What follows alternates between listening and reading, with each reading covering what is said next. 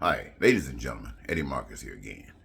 I want to remind you every day, probably all day, and every night, all we hear about is Donald Trump.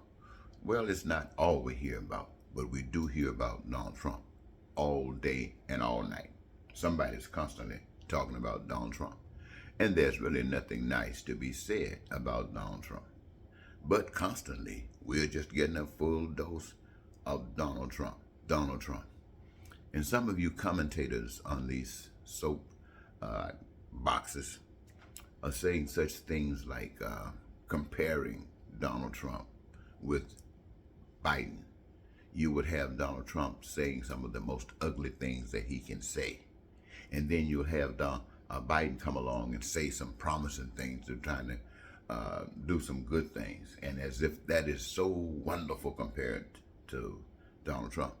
But I want to stand here in the gap and tell you that you don't need to brag on Joe Biden or the Democrats as opposed to Republicans. You make it sound like you think you've done something good.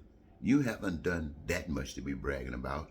Democrats in America, the way you are, you created Trump. You created the people that believe in Trump. You even now believe that the situation that you have allowed black people and people of color to endure for all of their history here is okay. Because you're not fixing it. You're trying to gerrymander it out. You're trying to do whatever you can, change the rules and regulations so they got no voice. And you ask yourself, what's going on in the world? And you think this is a solution, what the Democrats are offering? Yes, it's better than what Donald Trump is doing, but there's no solution. And when it comes down to Donald Trump, the way you listen to him talk, he should have a one-way ticket out of this country. He should go somewhere where they got a strong, powerful dictator who ruled with an iron fist, who killed all of the dopers, who killed the rapers, who killed the racists, who killed the bigots. That's where Donald Trump should go. We do not need a cancer in this country like Donald Trump. And yet, he is here because we created him.